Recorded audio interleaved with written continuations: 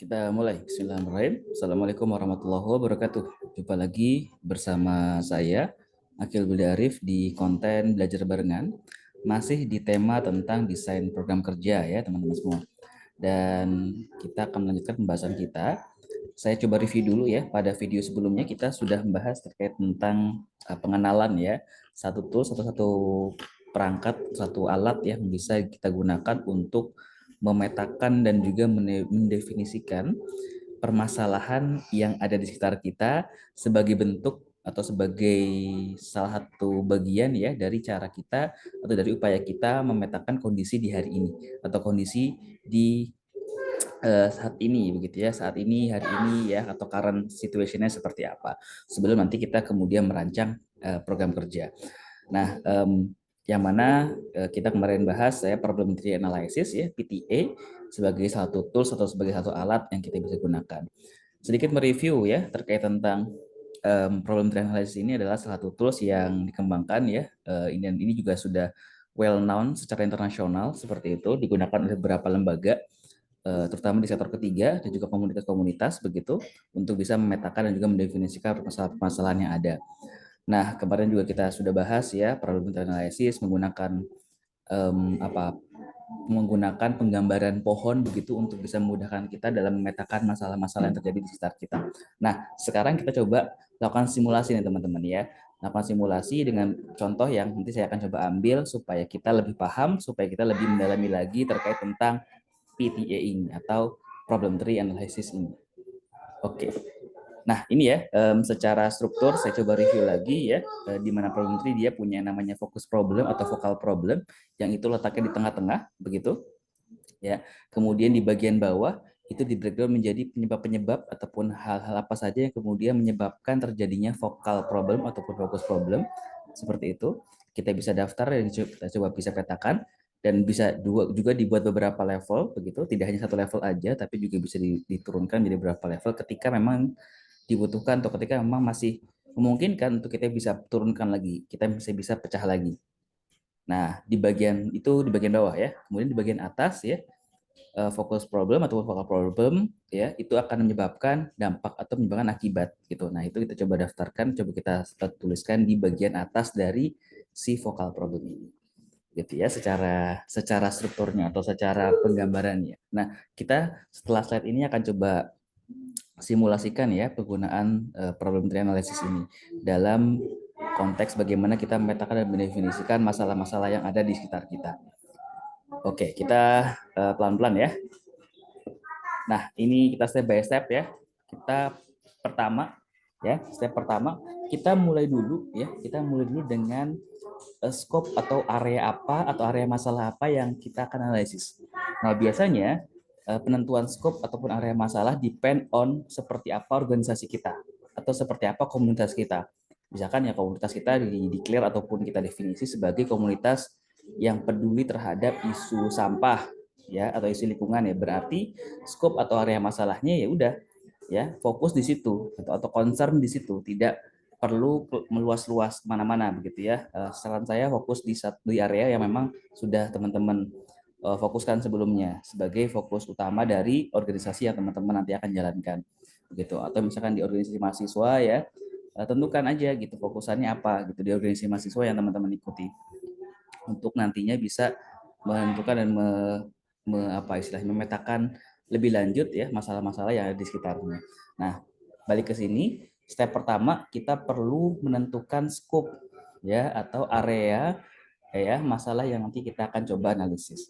Oke, kita coba ya, misalkan kita ambil ya, misal adalah area kita akan coba analisis adalah terkait tentang persoalan tentang kenakalan remaja di suatu wilayah. Nah, ini ya, kenakalan remaja di suatu wilayah. Nah, ini karena ini sebagai contoh, saya masih belum tuliskan wilayahnya apa, tapi nanti ketika sudah praktek ya, secara realnya atau secara konkretnya, nanti wilayah tersebut perlu teman-teman definisikan. Misalkan wilayah apa? Misalkan di wilayah Kabupaten Kabupaten Bogor misalkan, atau wilayah di Kabupaten Magelang misalkan Jawa Tengah gitu, ataupun apapun nantinya. Terserah, tergantung teman-teman menyepakatinya seperti apa di organisasi teman-teman nantinya. Itu. Nah, ini pemisalan aja ya. Misal kita ambil scope yang kita akan coba teliti adalah terkait tentang persoalan ya kenakalan remaja di suatu wilayah. Gitu. Nah, ini step pertama ya, kita sudah selesai sama step pertama. Kita masuk ke step kedua. Step kedua apa? Nah, step kedua ini adalah kita list atau kita daftar semua masalah yang ada di area ataupun scope yang tadi dipilih. Gitu ya. Tadi kan kita sudah milih nih ya. Masalahnya adalah di area kenakalan remaja di satu wilayah, gitu kan ya. Nah, kita coba deh daftar segala bentuk masalah ya, daftar segala bentuk masalah, list segala bentuk masalah ya dalam bentuk kalimat tentunya ya, statement ya yang ada di area scope yang dipilih. Dan ingat, kita flashback ke materi yang sebelumnya ya, prinsip mencoba apa namanya? Prinsip untuk membuat problem tree ini adalah ya tadi ya, masalahnya harus faktual, harus benar-benar nyata terjadi. Syukur-syukur ada data yang kemudian melengkapi dan menguatkan begitu. Kemudian juga tentunya negatif tone ya, pasti namanya masalah gitu kan, ada satu hal yang negatif yang kita tidak inginkan untuk terjadi ya. Kemudian juga bagaimana masalah-masalah itu ya secara spesifik gitu ya, secara spesifik terdefinisi gitu ya. Nah, ini coba kita lihat dan kita coba daftar nih untuk step nomor 2. Nah, ini saya sudah coba untuk membuat beberapa lah ya, karena juga sebagai contoh kira-kira apa saja daftar masalah yang ada di area tadi yang kita sudah pilih ya, area persoalan tentang kenakalan remaja di suatu wilayah. Nah, ini misalkan teman-teman, ada berapa nih ya? Ada 12 daftar masalah begitu, mulai dari remaja putus sekolah, remaja menggunakan obat-obatan terlarang, remaja meresahkan warga, remaja merusak fasilitas umum, tidak adanya fasilitas untuk menyalurkan bakat remaja, tidak adanya supporting group untuk remaja, remaja tidak produktif, orang tua remaja yang kurang peduli, tidak ada komunitas penyalur bakat remaja, kurang kepedulian warga sekitar terhadap remaja, bad influence ya untuk anak-anak yang akan tumbuh nantinya. Kemudian remaja kurang bisa menemukan jati diri. Nah, ini ya, ini saya kira kita coba simulasikan, dan ini sudah saya siapkan sebelumnya. Ya, ada 12 daftar persoalan yang relate ataupun yang berkaitan dengan skop yang tadi kita sudah tentukan, kenakalan remaja di satu wilayah tadi. Nah, ada 12 ini ya. Nah, ini kan kita sudah daftar nih. Ya, sudah daftar semuanya, step 2 selesai. Nah, setelah itu kita masuk ke dalam step ke tiga gitu ya. Nah, step ketiga ini sudah ditandai di sini ya. Jadi dari sudah kita list semuanya, nah ya, masuk ke step ketiganya adalah kita pilih, nah ini ya, kita pilih mana dari masalah-masalah ini yang sudah kita daftar yang kita akan jadikan sebagai focal problem ataupun fokus problem. Nah, ini sudah saya tandai ini ya. Ya, inilah yang kita akan pilih ya, remaja menggunakan obat-obatan terlarang misalkan untuk jadi focal problem kita atau jadi fokus problem kita. Sini ya, dari yang sudah dibuat, pilih sekiranya apa yang menjadi vokal problemnya. Nah, ini kita pilih remaja menggunakan obat-obatan terlarang gitu ya. Nah, ini kita pilih jadi vokal problemnya, dan ini kita langsung taruh di tengah nanti. Kita langsung taruh di tengah skema ataupun struktur pohon masalah yang nanti kita akan buat gitu ya. Nah, step 3 selesai. Ya, saya ulangi lagi, kita sudah daftar semuanya. Kemudian setelah itu kita pilih satu yang menjadi vokal problem. Pertanyaannya, gimana cara kita pilih vokal problem? Nah, biasanya ini berdasarkan ini ya, rembuk dan musyawarah ataupun ya pembahasan dalam rapat gitu ya. Kira-kira mana yang kita pilih gitu. Biasanya yang kita pilih jadi vokal problem ada sesuatu yang itu tidak terlalu spesifik ya, tidak terlalu spesifik sehingga dia tidak bisa dibedah lagi penyebab-penyebabnya ya, sama juga tidak spesifik itu sebagai akibat gitu. Sebagai akibat yang cukup general, karena kalau bicara akibat yang dia ketika kita pilih vokal problemnya dia sudah jadi akibat, itu lebih general sebenarnya. Kalau misalkan kita pilih vokal problemnya dia masih jadi penyebab, dia akan sangat spesifik. So, pilih yang di tengah-tengah, pilih yang sekiranya persoalan yang kalau nanti coba kita mau makan dimasukkan ke dalam skema pohon masalah tadi, dia levelnya di level-level tengah-tengah ibaratnya gitu ya. Nah, ini coba kita ambil adalah remaja menggunakan obat-obat terlarang. Sebenarnya kalau kita lihat di sini nggak masalah juga kalau misalkan teman-teman ambil permasalahan lain nih, misalkan remaja merusak fasilitas umum, nggak masalah gitu. Tadi ada dua hal ya, tadi ya, yang penting pastikan vokal problem ataupun fokus problem yang kita pilih itu bisa kemudian kita pecah, kita breakdown menjadi penyebab dan akibat begitu, dan tentunya harus sesuai dengan keputusan dalam rapat-rapat atau dalam musyawarah yang teman-teman lakukan di organisasi ataupun di ormawa, di komunitas dan yang sebagainya gitu, untuk nantinya bisa dibedah lebih spesifik lagi ke bawah sebagai penyebab dan juga ke atas sebagai akibat. Oke, kita ambil dulu yang ini ya, remaja menggunakan obat-obatan terlarang. Nah, setelah kita sudah pilih pilih ya, kemudian langkah selanjutnya adalah langkah keempat adalah pilih dan klasifikasi dari masalah-masalah yang sudah kita daftar itu, ya, mana yang jadi penyebab, mana yang menjadi dampak, gitu. Mana yang menjadi penyebab dan mana yang menjadi dampak atau mana yang menjadi akibat. Gitu. Nah, dari 12 ini kan satu udah kepilih nih jadi vokal problem nih, berarti kita tinggal sisa punya ada 11 lagi nih. Nah, dari 11 itu kita pilih-pilih deh, mana yang jadi penyebab, mana yang jadi dampak. Penyebab kita taruh di bawah, ya, kemudian dampak kita taruh di atas. Nah, kira-kira seperti itu teman-teman. Saya geser ya biar kelihatan. Nah, kira-kira seperti ini teman-teman. Ketika kita sudah coba memetakan dari 11 masalah yang sisa tadi, ya, mana yang jadi penyebab dari vokal problem yang sudah kita pilih, mana yang jadi akibat dari vokal problem yang sudah kita pilih juga. Gitu. Nah, kira-kira gambarannya seperti ini. Ya, ini tadi ya, dengarnya ya, remaja menggunakan obat-obatan terlarang sebagai vokal problem.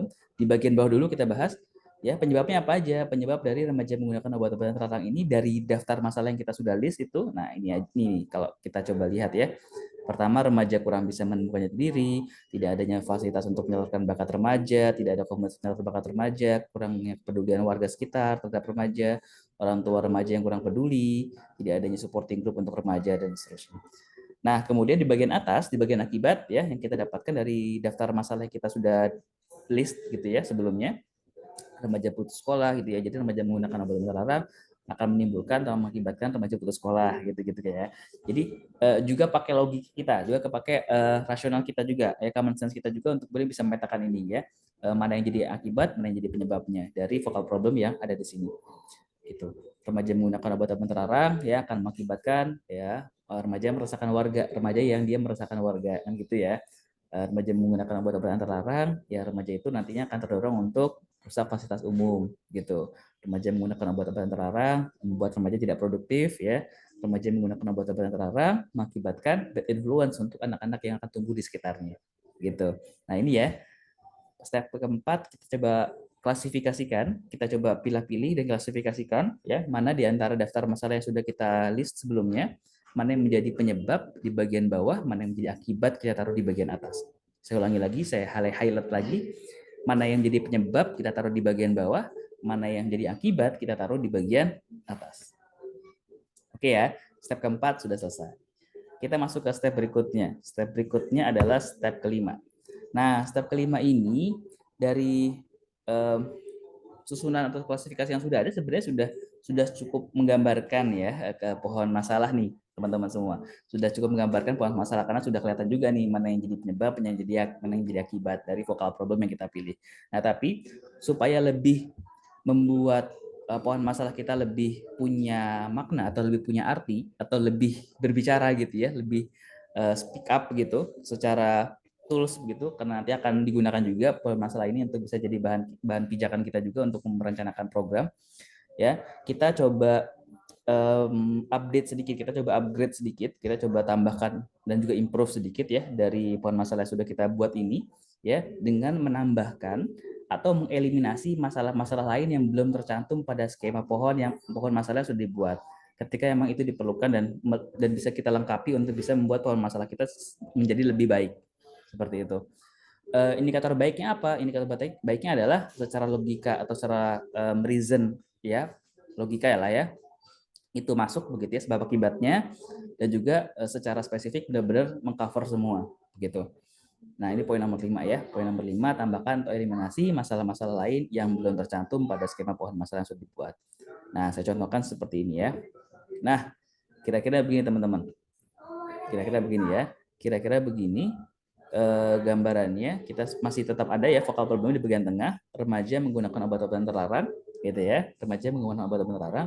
Terus kita turun dulu ke bawah sebagian penyebab. Nah, ini saya buat klasifikasi di atasnya nih di level pertama nih gitu ya, saya buat klasifikasi tambahan di level pertama. Saya coba tambahkan di sini ada remaja kurang bisa menemukan jati diri gitu, kemudian tidak adanya dukungan sosial eksternal untuk menyalurkan bakat remaja. Nah, ini saya masukkan problem yang sebelumnya tuh, karena kan problem sebelumnya saya masukkan sini ya, tidak ada fasilitas untuk menyalurkan bakat remaja, tidak ada komunitas penyalur bakat remaja. Nah, ini saya klasifikasikan, saya buat level satunya, terus saya buat pengelompoknya. Jadi persoalan yang mengelompokkan permasalahan-permasalahan yang di bawahnya begitu. Nah, bisa kita buat seperti itu juga. Jadi saya buat istilahnya apa ya? Proksinya gitu ya. proxy problemnya begitu. Nah ini tidak adanya dukungan sosial eksternal untuk menyalurkan bakat remaja, dibagi dua lagi.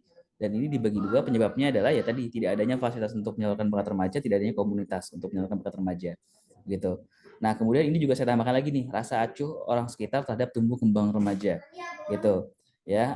Di sini saya tambahkan dua hal ya, yang sini sudah terdaftar sebelumnya, kurang kepedulian warga sekitar terhadap remaja ya, kemudian orang tua yang kurang peduli. Nah ini ya sudah saya tuliskan semuanya penyebabnya.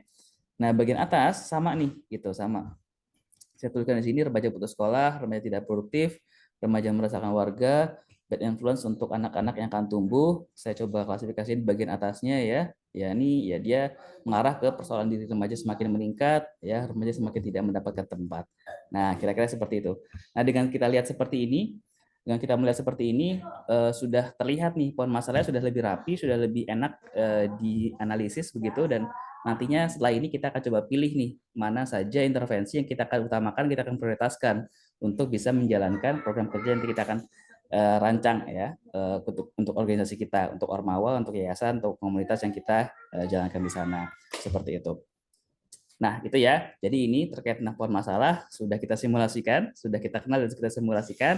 Ya, nextnya kita akan bahas lagi beberapa tools ataupun perangkat ataupun alat yang kita bisa pakai untuk bisa mendefinisikan beberapa kondisi di hari ini, ya, di today condition atau di current condition, untuk bisa membuat pijakan kita agar program kerja kita bisa lebih baik lagi dan bisa lebih tepat sasaran.